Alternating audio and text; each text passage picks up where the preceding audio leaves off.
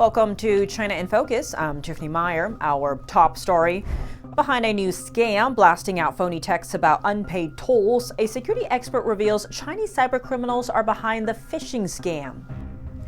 Is China developing AI models by copying the fruits of American AI research? OpenAI says that's what DeepSeek did, adding it has evidence to back it up. President Trump's AI czar also leans in. And emails containing death threats made against faith group Falun Gong in the U.S., plus threats of violence against congressmen that support them.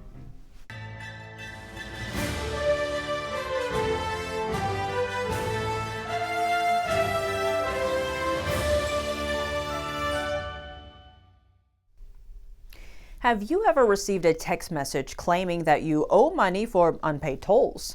Well, that's very likely a scam, according to governmental officials.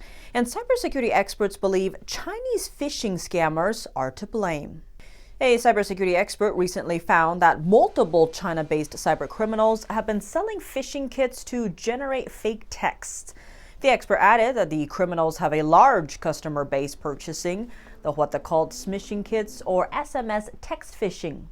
In one chat group, someone using a Chinese username posted detailed instructions teaching people how to mimic the tones of messages sent by real toll agencies and using the kits to generate massive numbers of texts. Ford Merrill is a security researcher working for Center for Strategic and International Studies. In an interview published 2 weeks ago on security website Krebs on Security, he called these fake toll texts, quote, a new twist on an existing scam.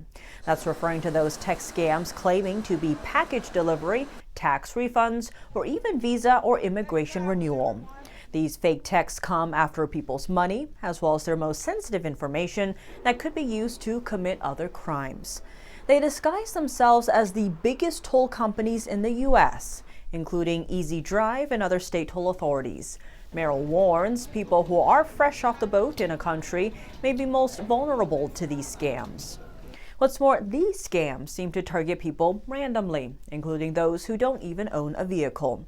Some reports say they received these texts multiple times. 2 weeks ago, the Federal Trade Commission also issued a warning to remind people not to click on the links sent by these scam texts.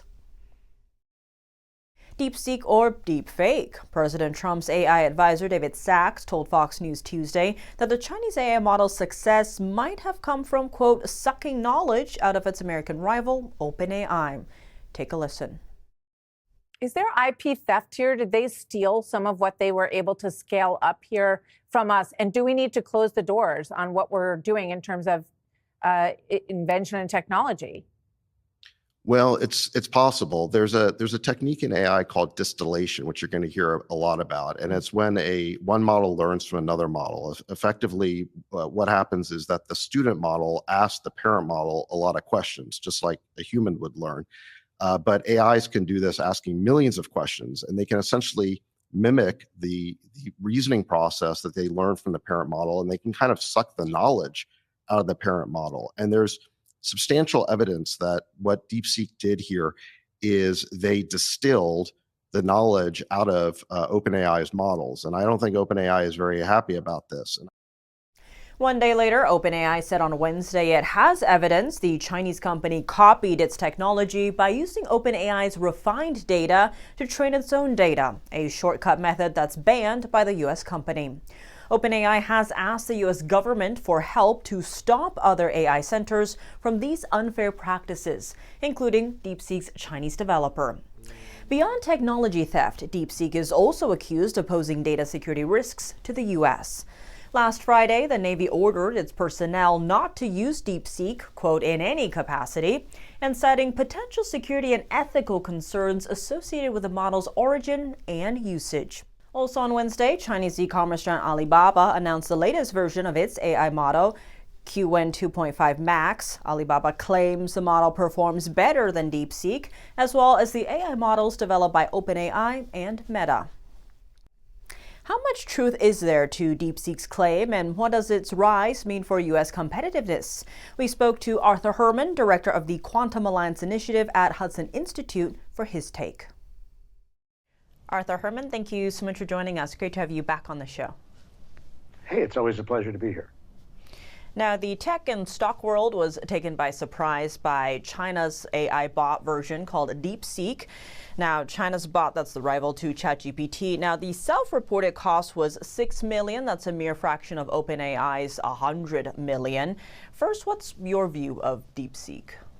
In the narrowest context, what DeepSeek is saying it's done is that it has figured out how to train artificial intelligence, machine learning machines, how to do that at a fraction of the cost, much cheaper and much faster than the big training vehicles and applications that are necessary, and the kinds of advanced chips that are necessary to get a AI application up to speed, so it really does its work.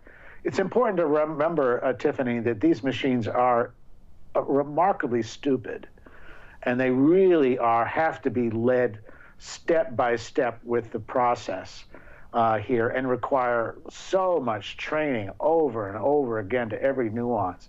And to do it quickly is a very expensive and time-consuming process. What DeepSeek was saying was that what they've figured out is how to do this and to have a platform for AI training, which requires much less expensive chips. In other words, what a single advanced NVIDIA chip can do, they were able to do by putting together combinations of chips, and that it's able to do this in a much faster and a much quicker and more efficient way than is required by the big time-consuming way in which all the other major AI companies use in order to bring their AI programs up to speed. That's why they could say we're doing it for 5%.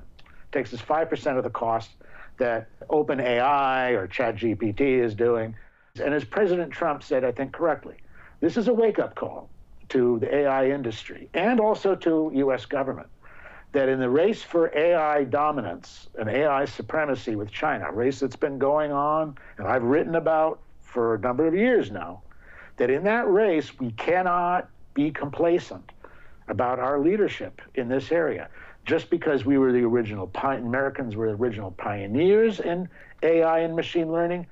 On the other side, you have to begin, this is where the skepticism comes in, Tiffany, because you got to look at really what's being claimed here. And in fact, the more we probe into the claims that DeepSeek has made about its wondrous discovery and its amazing breakthrough, the more skeptical we can be, but also the more we realize this has a lot in common with what other Chinese technological offensives have been like. The fact that we just heard today that OpenAI is saying, you know what, some of their platforms, some of the technology they're using may have been stolen from us. So in other words, they didn't just develop this in their own lab, sitting at their own desks and whiteboarding and then figuring out how to do this. That some of the training, which they claim they've done at this incredibly low cost, has come because they stole the software and the IP that OpenAI was involved with. Sure, that's going to lower your cost when you steal someone else's IP and someone else's technology. That's a big cost cutter, but doesn't mean that you are on the edge of innovation. It just means you're on the edge of high-tech thievery. Well, Arthur Herman, thank you so much for your time. Yep, you bet. Falun Gong practitioners and the U.S. lawmakers who support them are facing new threats, receiving emails warning of violent attacks.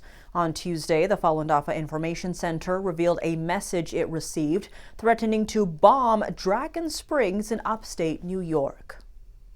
That's the site of a Tang Dynasty-style Buddhist temple and a campus hosting 2 religious art schools. It also holds rehearsal spaces for the performing arts company Shenyuan. At least 17 similar threats have targeted Shenyuan since March of last year. The threats come amid growing pressure from the Chinese Communist Party, which has long sought to silence Falun Gong worldwide. The Epoch Times learned in December that Chinese leader Xi Jinping personally gave instructions in 2022 for top officials to suppress Falun Gong globally. President Trump said on Monday that TikTok is in talks to be acquired by Microsoft. How would a potential acquisition mitigate concerns over national security? Here's the story. Mr. President, is Microsoft in discussion for acquiring TikTok? I would say yes.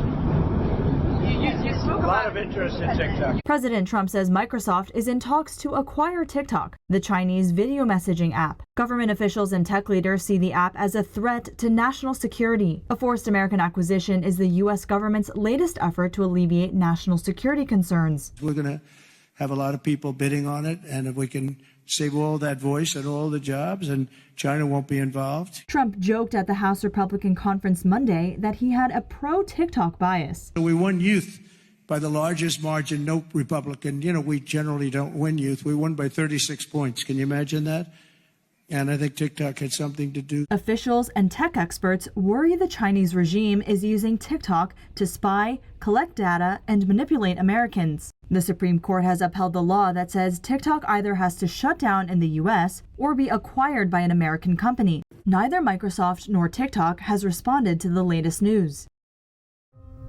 Coming up, President Trump threatening to slap up to 100% tariffs on semiconductors from Taiwan. The microchip hub reacts. U.S. technology stocks regaining some ground a day after losing $1 trillion in market value after China's DeepSeek topped Apple's download charts. And what should Defense Chief Pete Hegseth focus on after taking the reins of the U.S. military? Brent Sadler, former Pentagon official, weighs in after the break here on China in Focus. Part of it is making sure that the military is procuring the types of weapons they need in a fight against China, the number one threat to this nation. Welcome back to China in Focus. I'm Tiffany Meyer. The Taiwanese government insists semiconductor cooperation with the U.S. is beneficial for both sides. This comes after President Trump told Republicans that he could impose tariffs as high as 100% on Taiwan-made semiconductors. Here are the details. In a statement in response, Taiwan's economic ministry said the U.S. and Taiwan cooperation in chip making and high-tech industries are a win-win situation. Taiwan's top chip manufacturer is already building a presence in Arizona, but Trump dislikes the deal that was made to bring TSMC to the U.S.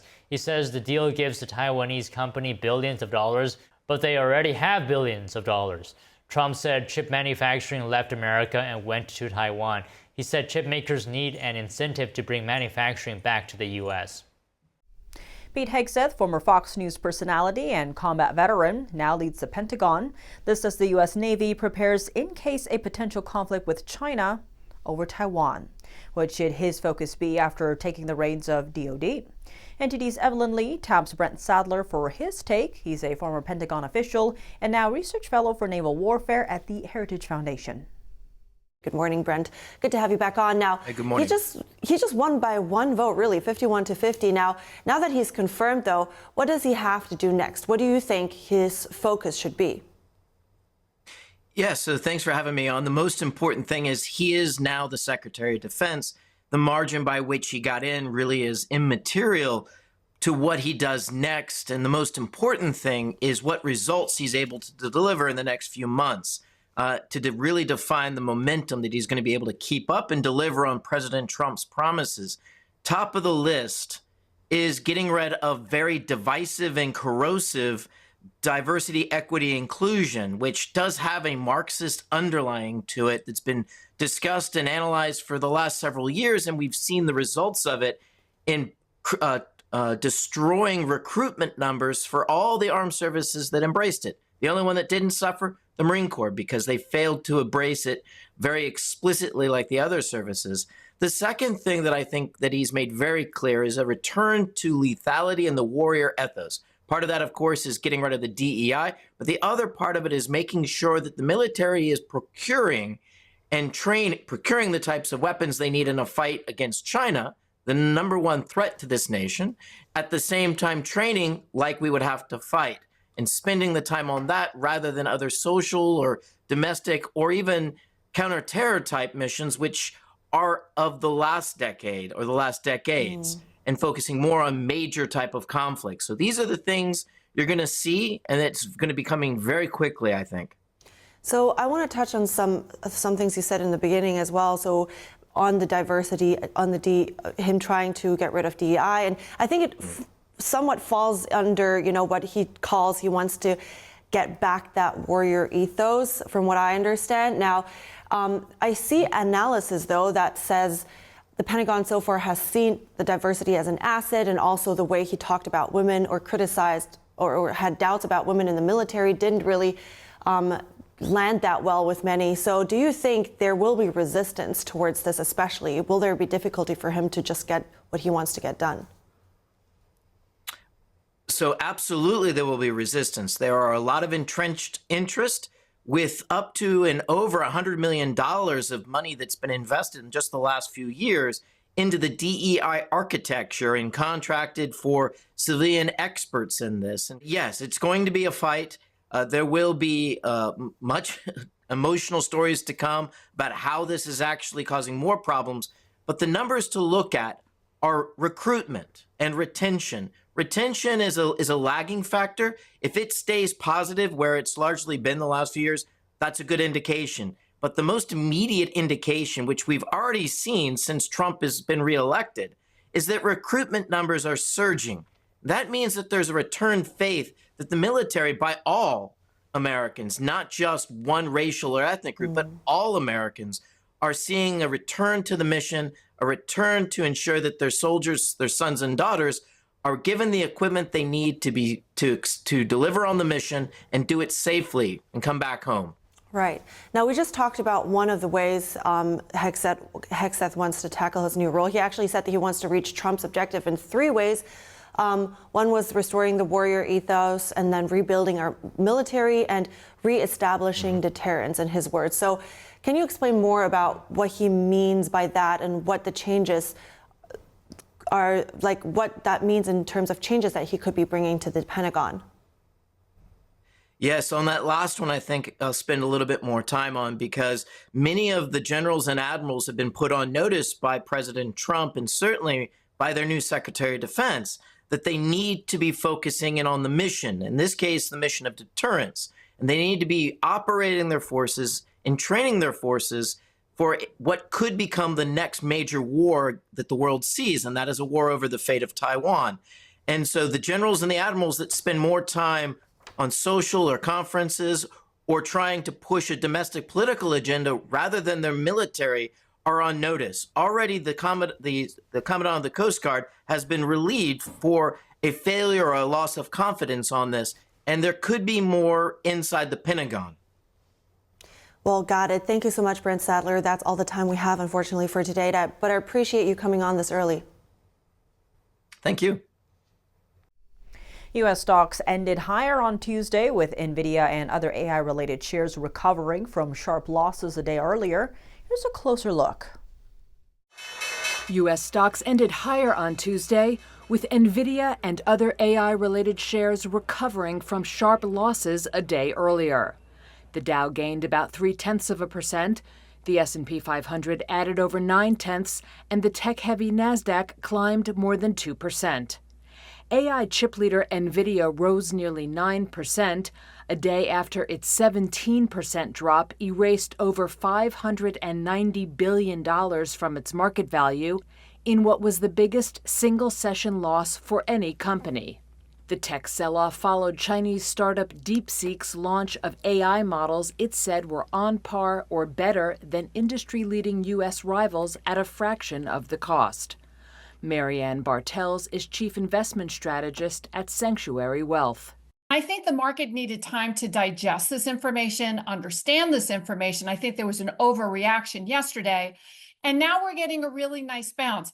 Among other movers, Apple shares rose 3.7%, ahead of the tech giant's quarterly results later this week. The Federal Reserve kicked off its first policy meeting of the year on Tuesday, with the central bank expected to announce on Wednesday that it will keep interest rates unchanged.